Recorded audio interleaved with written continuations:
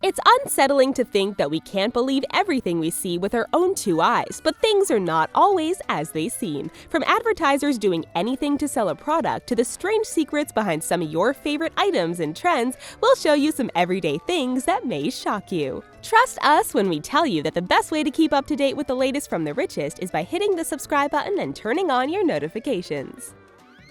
The Carlton Dance.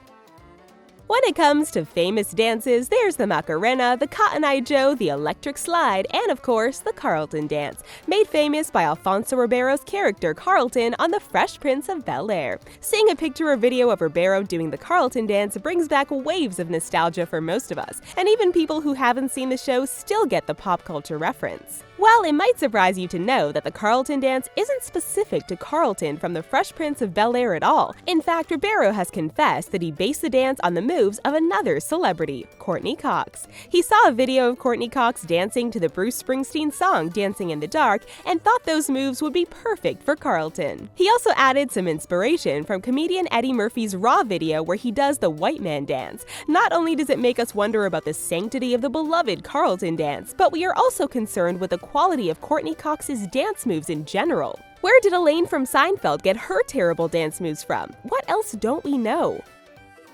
Baby carrots. When it comes to grabbing a healthy snack, baby carrots are a go-to for many of us. Sure, they are much more expensive than buying a bag of dirt cheap regular carrots, but they're just so convenient. You might even think that they taste better than full-size carrots. The truth is that baby carrots are the exact same product as regular carrots. There's nothing baby about them. If you were picturing rows of perfect little baby carrots growing in a field somewhere, we hate to disappoint you. But those ugly carrots you see at the store are sliced and sculpted into the small baby version that we are all so familiar with. In 1986, carrot farmer Mike Urosek grew frustrated that supermarkets refused to buy his perfectly good carrots because they were too ugly. He ended up throwing some carrots into a bean cutter that sliced them into 2-inch pieces. The new smaller carrots were then put through a potato peeler until they were smooth. Grocery stores couldn't get enough of them, and today baby carrots make up 70% of all carrot sales. When you consider that in the US alone, carrots are the 7th most consumed fresh vegetable, that is an enormous amount of tiny carrots. TRex. When it comes to dinosaurs, TRex has a special place in most people's hearts. Who can forget all the high-intensity action scenes in Jurassic Park where the T-Rex chased after the hapless humans? If you ever worried about a T-Rex grabbing you out of a Jeep, you were worrying needlessly. It turns out that one of the largest land predators to have ever lived on our planet wasn't capable of running. Researchers at the University of Manchester calculated how the weight of the 7-ton dinosaur would affect its skeleton at various speeds. They used a detailed anatomical computer model and found that if a T-Rex actually made it past a brisk walk, its bones would shatter. Now that's a great excuse to get out of gym class. Previous estimates of the dinosaur put their speed at around 45 miles per hour because of their long, slender leg bones. However, because of its mass, that just wouldn't be possible, and it's likely that the T-Rex topped out at speeds of about 12 miles per hour. If you only had a short dash to safety, a normal, healthy human could outrun a T-Rex. Scientists believe that the T-Rex hunted by ambushing its prey or simply by jogging after it until it tired out. Green screen ninjas.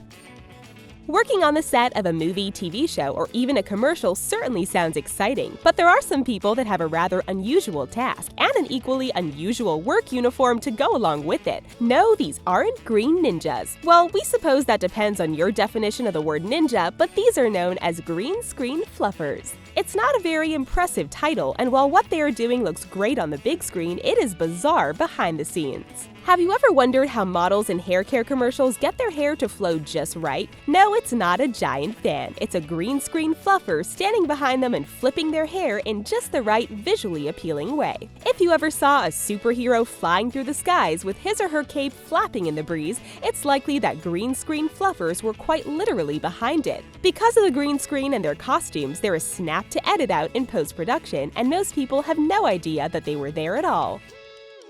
Juice. File this under head-smacking moments you realized you've been doing something wrong your entire life. It seems like most commercials for juice show someone pouring a refreshing glass of it, usually accompanied by an obscene breakfast spread. Well, all of those directors forgot one very important thing when having the actor pour a glass of juice: to pour from the other side. It may seem like a no-brainer to pour with the spout closer to the glass, but you are actually meant to pour it from the other side. When you pour it the incorrect way most of us do, air bubbles get into the carton. As the pressure from inside the carton becomes lower than the pressure outside, this causes the juice to flow unevenly and can end up splashing it outside of the cup. To get around this imbalance of pressure, you want to pour your juice holding the carton in a way most of us would consider to be upside down. This makes it easier for air to get in and equalize the pressure, resulting in a steadier stream. The same theory applies to motor oil and other similarly shaped containers. It's time for our trivia question. We know that gummy bears have different flavors based on their color, so what flavor are the green bears? And for the purpose of this question, green is not an acceptable answer. Keep watching for the answer. Froot Loops. Even if you haven't followed your nose into a delicious bowl of Froot Loops since you were a kid, you surely remember the brightly colored rings of sugary goodness. These loops came in every color of the rainbow and turned your milk a reddish-purple color. Well, we hate to break it to you, but every single different colored loop tastes exactly the same as the other. Instead of tasting like different fruits, all the loops are flavored as a fruit blend, with the word fruit being spelled improperly, just like in the name of the cereal. Although they come in different colors, they all receive the same flavoring. Food Beast even did a small blind taste test to see if people could tell which color Froot Loop they were eating, and needless to say, they could not. Froot Loop hasn't changed its formula since 1963, which means that for over 50 years, people have wrongly believed that there are different flavors of Froot Loops. So if you ever insisted that one color had a superior taste to the others, it was just your mind and clever advertisements playing tricks on you. Magic 8-Ball.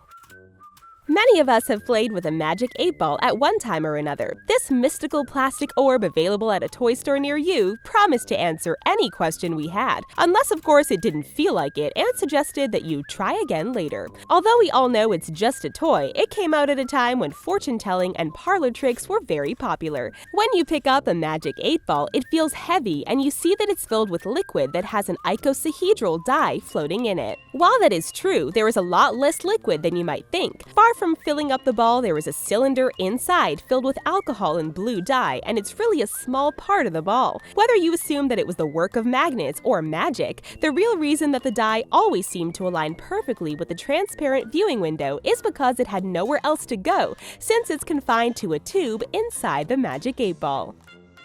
Hawaiian Pizza. We generally try to stay away from topics that could be considered controversial, but we just have to point out about all the times you saw Hawaiian pizza on the menu, you were being duped. We aren't here to debate whether the combination of savory ham and sweet pineapple belongs on a pizza in the first place. We are merely acknowledging that it exists and that some people enjoy it. Oh, and that it was invented by a Canadian. That's right, the late Sam Panopoulos was widely credited with creating the first Hawaiian pizza. Panopoulos was born in Greece but lived the rest of his life in Canada, where he served up the first Hawaiian pizza at Satellite Restaurant in Chatham, Ontario. He claimed that he wondered if canned pineapple would be a good pizza topping and managed to find many people who agreed with him. What started as a fun experiment would eventually be a hotly contested item found on nearly every pizza shop menu. When you see something labeled Hawaiian, you typically don't assume that it was actually created by a Greek man living in Canada. Although Panopoulos passed away in June 2017, his creation and the debate surrounding it lives on. Orange. Okay, we'll try to explain this one without confusing you too badly. Oranges are a delightful citrus fruit which are colored orange. Naturally, this begs the ridiculous question, which came first, the orange or the orange? It turns out that the fruit orange came before the name of the color. It's thought that the word orange comes from either the Old French pomme d'orange or from the Sanskrit word for fragrant, naranga. The term for the color comes from the fruit, which is always a bright, vibrant orange, well, except when they're actually green. That's right. right, oranges aren't necessarily orange. Green oranges are a thing, and they are perfectly ripe and edible. In fact, by the time they actually turn orange, they're on their way to going bad. It has to do with the amount of chlorophyll in them, and in South American and tropical countries, oranges stay green all year round, while in the US, they turn orange just before going bad. But since we associate green oranges with being unripe, those fresh oranges you see in the store are actually treated with ethylene gas, which breaks down the chlorophyll and turns the oranges orange. Guerrilla Public Service.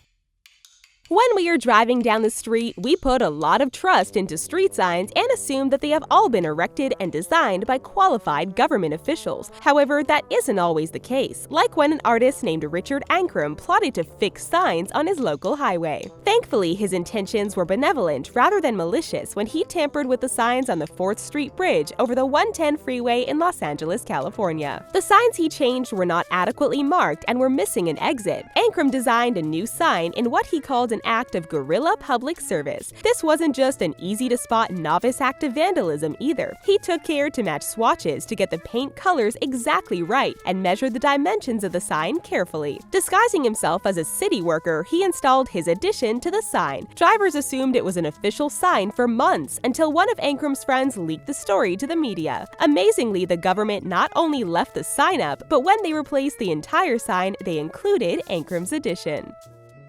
Those delicious green gummies that you've been chowing down on are actually strawberry flavored. They couldn't make the red gummy strawberry because those are already raspberry flavored, so they went with green for some strange reason.